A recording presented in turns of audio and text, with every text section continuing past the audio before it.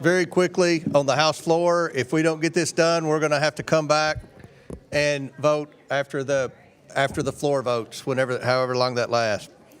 So the first motion is the Luna motion to subpoena Neville Singham. It's now brought under consideration. Does any member wish to speak on the motion? Mr. Chairman, I have an amendment to the motion. State your amendment. Thank you. Pursuant to Clause 2K6 of House Rule 11, the committee shall subpoena Lex Wexner to sit for deposition before the House Committee on Oversight and Government Reform. Les Wexner is the funding mechanism Okay. for Epstein. Do it. Oh. And Mr. Chairman, I'd like to be recognized to explain the amendment briefly. Okay. Yeah. Explain your amendment. Thank you, Mr. Chairman. This is an amendment, of course, to Representative Luna's motion. Lex Wexner is a longtime benefactor of Jeffrey Epstein and at one point was Epstein's only documented client. Maria Farmer was abused in a house attached to Wexner's Ohio property and guarded by Wexner security staff. Virginia Giffrey was named Wexner in a deposition as one of the men she was trafficked to. Wexner also paid for Epstein's home in New York City. There is probably no one more important as it relates to the financing and the work of this investigation, with which both sides of the aisle are interested in, have voted to move forward, than ensuring that we bring Mr. Wexner in to come and be deposed by this committee. Public reporting has documented their long-standing ties. He should answer our questions in a non-partisan way to get the truth to the Epstein investigation, and that is the motion. Would you, let's see, so I guess we're going to debate the amendment to the motion. Would you yield to a question? Sure. We are serious about the Epstein investigation, and I think you've seen a lot of our members stand up and make it very clear they want to get to the bottom of Epstein. Nobody wants to do it more than I do. We also want to hear from Bill Clinton, and you all we voted in a bipartisan manner to subpoena Bill Clinton, but we haven't gotten confirmation for President Clinton to come in for a transcribed interview or now a deposition. So are you all going to help us try to get Clinton in? I figure you guys. I've been very clear, and I think the committee agrees that we're willing to talk to anyone, including the former president, if they have information regarding the Epstein investigation. And so the motion in front of us right now is on Lex Wexner, who is central to the Epstein investigation and probably knows more than anyone else about the financing and has been named by survivors. So that is in addition to Luna's motion, which, if part of the amendment, we can certainly take that vote. Okay. Any other discussion on the Garcia amendment, Ms. Stansbury? Thank you, Mr. Chairman. I just want to echo my support for this subpoena and say two things. One, this is not a quid pro quo. This is an investigation. And so we will subpoena and support subpoenas for any co-conspirator and anyone who has evidence that's important in this case. Secondly, I want to note that this individual is actually named in the Department of Justice emails that were released in the partial release by the administration as one of the 10 co-conspirators the Department of Justice was investigating and was actually named. Okay. And finally, I just want to say this, Mr. Chairman. The Department of Justice has released, as we understand it, only 1% of the files in their possession. And I think we really want to know why this committee is not demanding the DOJ come in front of us immediately to account for this. And with that, I yield back. Any other, Ms. Luna, your request to speak on the Garcia amendment to your motion? I think that this is a sound motion for subpoena because Les Wexner has been named by victims and also too is in a number of documentaries. But I would like to at least offer my opinion and refute what Ms. Stansbury said regarding some of the files that have been released. There have been thousands of files released. So much so that, yes, there have been redactions, but most of the redactions, to my knowledge, have been pertaining to either CSAM materials and or victim information. I know that in one instance, there was potentially a breach of that, of which the DOJ immediately corrected. But we have also been working, at least my office has, with the Department of Justice to make sure that victims have received their direct information. So please understand, at least from my perspective, that it is not our opinion that there have been hold back. I do know that the documents are on a rolling basis as well, similar to the other declassified files. However, aside from that, I do support Garcia's amendment, and I would encourage my colleagues to do so. All right, any other discussion on the Garcia amendment? Seeing none, all those in favor of the amendment, of the Garcia amendment to the Luna motion signify by saying aye. Aye. All those opposed say no. In the opinion of the chair, the ayes have it, and the amendment is agreed We to. want a recorded vote? Don't we? No. Actually, no, we don't. Okay, so the now the debate is on the. Does any member wish to speak on the Luna motion as amended? Representative Luna. Just so everyone is tracking, Neville Singham was referred to the Department of Justice, I believe, for FARA violations by then Senator Rubio when he served on the Senate Foreign Intelligence or Senate Intelligence Committee. Neville Singham, regardless of what you might feel about your colleagues, has been a mechanism and funding arm of the Chinese Communist Party. He's not a registered agent by FARA and has been connected to a number of riots, to include the anti-ICE riots being funded in Los Angeles, as well as a group that was tied to and being investigated for the assassination of Charlie Kirk, known as, I think it was a group of Socialism and Liberation, and then also to has been avoiding our request for him to come bring information to Congress.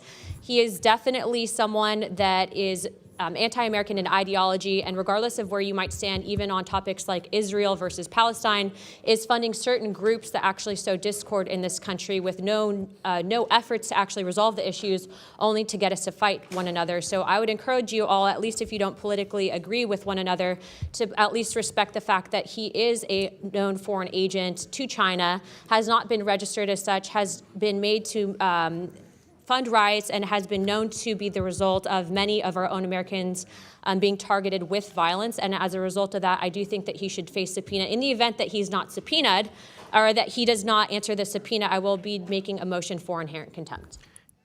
And I encourage my colleagues to support this motion. Luna yields back. Min, Representative Min.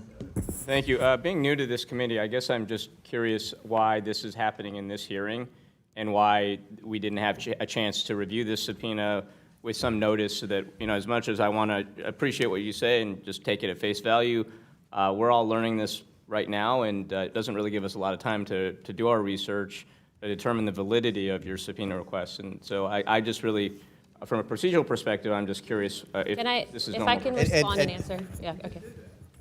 Do you yield to Luna or Garcia? I'll yield to Garcia first. No, I just want to add that I understand this concerns. I'm going to recommend that we vote yes on the Luna motion. I think the representative made clear her support for the deposition that we're going to have with Mr. Wexner, and so that's going to be my recommendation for our committee.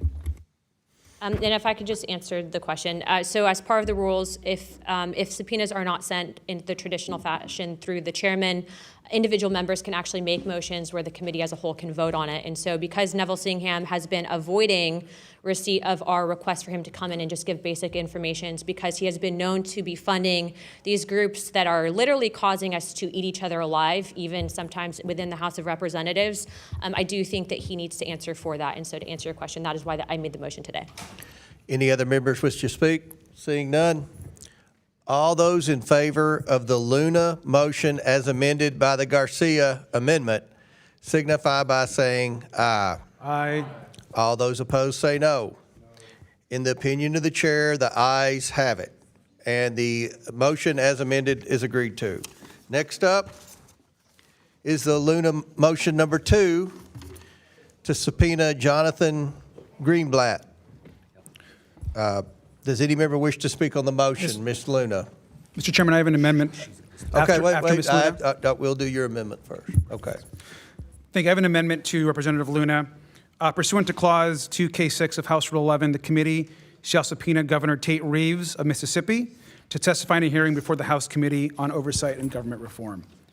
And I have some comments if you'd like to recognize those now. All right, state your comments. Thank you, Mr. Chairman. I just want to recognize a motion. We, of course, had a big hearing today, and we certainly shouldn't just be concerned with fraud that could be happening in states with Democratic governors, but also those with Republican governors. Fraud should be looked at anywhere it happens.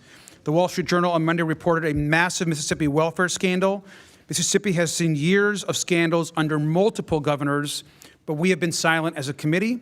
We didn't have any witnesses from Mississippi here today, and oversight Republicans aren't calling in Governor Tate. So this is an opportunity for the American people to hear about fraud wherever it occurs, and this motion will do just that, and I yield back.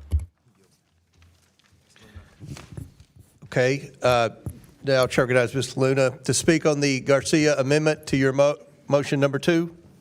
Fraud is fraud. I support this. I encourage my colleagues to do it. Doesn't matter if they're Republican or not. If he's guilty of it, bring him in. All right. Any other debate? Mr. Chairman, I am wondering if the gentleman would allow me to move to amend his amendment to include the governor of Arizona, who admitted that they had $2.5 billion worth of fraud in Medicaid fraud just a year ago. The Attorney General did. Okay. This is where my FFA parliamentary procedure came in place. Ellie, you can back me up. Amendment, there's a motion to amend the amendment. Do we go into that motion? All right. So Mr. Biggs has made an amendment to the Garcia amendment to the Luna motion. Does anyone wish to speak on the Biggs amendment to the amendment? And his is a subpoena the Arizona governor, right? Okay. Look, I'm glad that the representative wants to subpoena his opponent in the governor's race. Just to be clear, if it makes you happy, I'll say not her. Let's bring in the AG. no, I mean just to be Let's clear. bring in the AG. Thank you, sir. Since I have the floor, I just want to say that my amendment is clear. We heard from one state today. I think it's important that we hear from Governor Tate of Mississippi. That's the amendment that I'm going to let stand as presented. If other motions are made, we can vote on those as appropriate. Chair recognizes Mr. Biggs to specify his amendment to the amendment on who we're. Yeah, thanks, Mr. Chairman. I'm happy to reword my amendment as instead of the governor of Arizona, if you want the Attorney General. Because the Attorney General is the one who stood up a year and a half ago and said that she had discovered $2.5 billion worth of waste in Arizona's Medicaid program, and that we need to find out more about that. So I'm content with doing that. And I just find it hilariously hypocritical to say, well, we want the dude from Mississippi because he's a Republican, but when you want to bring in someone from my home state, not even running against me, okay, that's why I moved it, and to say, well, we can't do that. Can't do that because that would be, I don't know. It's just because this is the cycle you guys chose to get on.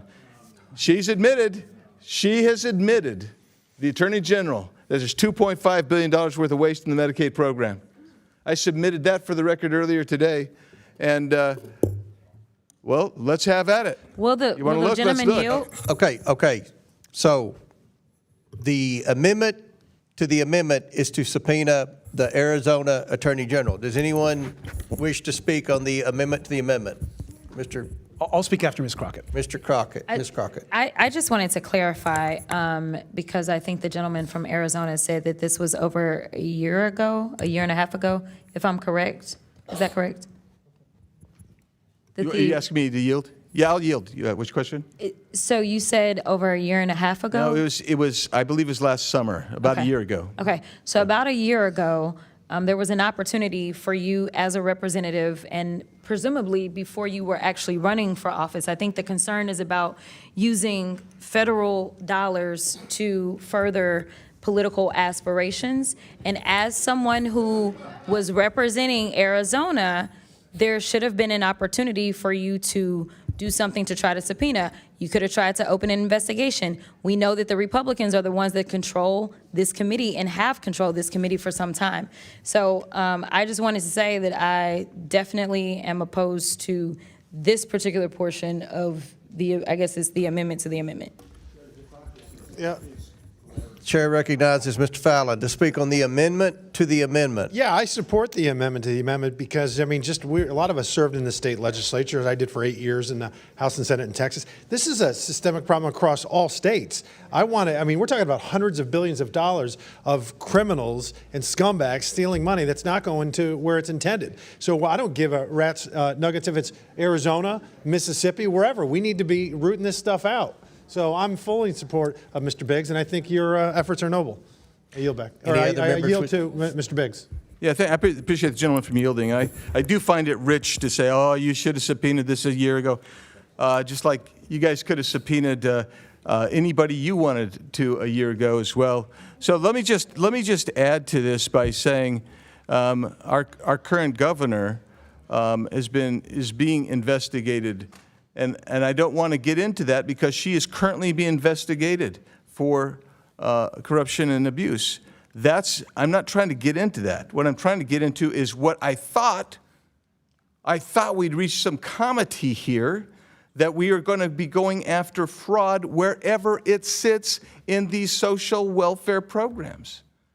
And so you didn't like it, you thought I might be doing it for political purposes. It's not for political purposes. This is because Arizona has a systemic problem in their Medicaid program of $2.5 billion fraud that the Democrat Attorney General pointed out. Let's have her come in and explain how this has happened and what needs to be done to fix the systemic problems in Arizona. Maybe that would be helpful to fix the problems nationwide. That's all. Yield back to the gentleman from Texas. Thank you. Gentleman from Texas, you. Mr. Chairman, I yield back. Chair recognizes Mr. Garcia for the amendment on the amendment. Thank you. Just a final comment on this. I oppose the amendment, and here's very clear. Today we talked about 5 states, all states with Democratic governors, focused on one. The motion that we're making as an amendment is very clear. It's to bring in one Republican governor in comparison to what the majority has proposed in the past, and that's where we're leaving it. And so, at a minimum, the majority should want to bring in one Republican compared to the 6 that we discussed today. And so we're going to oppose this. Would you yield? Sure. Yeah. So I'm fine if there's fraud in any state. Will you work with us to get Waltz back in here so he can have an opportunity to defend what was stated today? Are you going to work with us on that? I think that Governor Walz right now is looking at coming into the committee. Obviously, I'm happy to have anyone in front of us that's willing to explain and well, talk a lot to the of American people are public looking, about, but I mean, are they going to do it? We're willing, Oversight Democrats are willing to talk to any person, any governor, any person that can be in front of us so that we can explain issues that are important to the American public. We have no issue with Governor Walz coming in to testify. Any other members speak recognition on the Biggs amendment to the Garcia amendment? Mr. Perry. Mr. Chairman, if it will make it less political, if the maker of the secondary amendment would like me to offer it in his name, coming from nowhere close to Arizona, to subpoena the Arizona Attorney General regarding her statements about known fraud in Arizona, I'd be happy to do that.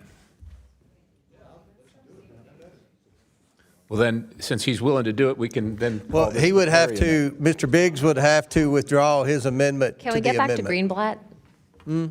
Then I'll withdraw and leave it in your capable hands. The gentleman has withdrawn, right. and then I'll make the same motion to subpoena as a secondary amendment to the primary amendment to the primary resolution, the Attorney General from Arizona regarding her position and statements on fraud in Arizona in the Medicaid program. I want to make sure everybody understands this. Representative Biggs has withdrawn his amendment to the amendment, and now Mr. Perry has filed an amendment to the amendment in the same language to subpoena the Arizona Attorney General. Does everyone understand that? Okay, now, do any Democrats wish? Mr. Min, you've had your hand up over there. Thank you, Mr. Chair, and I appreciated our conversation earlier today when you expressed very clearly that this should not be a partisan committee, that we should go after fraud in all forms, and at which point you also agreed that having some kind of investigative hearing into Mississippi might be appropriate. I appreciate your support of this amendment to the bill. If we're going to have amendments to amendments, I guess the one question I have, and this might be a proposal, the inspector generals were all fired at the beginning of Trump's term, in his second term. Those are the primary watchdogs for protecting the American taxpayer from waste, fraud, and abuse of this kind. So why are we not calling in Pam Bondi and anybody else who might have had knowledge and input into the decision to fire these inspector generals, as well as their staffs? And so I guess I would propose an amendment to the amendment to the amendment that we have a hearing and subpoena Pam Bondi and others in this regard. Why would the inspector generals Are you fire? making an official motion to amend Yes, the I am. amendment?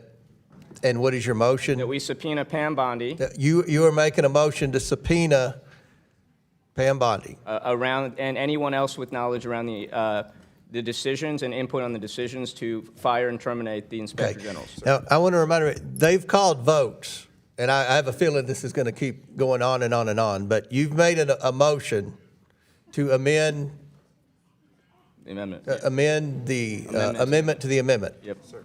Okay. Hold on, stand here.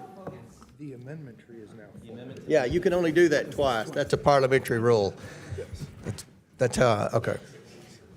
So you're done speaking. All right. Chair recognizes Mr. Donalds. Mr. Chairman, I move that the committee recess, or call the committee, we want to call a question, you just want to recess so we can go vote and come back and finish this out. Okay, because we have votes I'm called. flexible either way. Right. I think that's a fair vote. They called votes about 10 minutes ago. So pursuant to the previous order, the committee will recess until immediately following the votes. The committee stands in recess.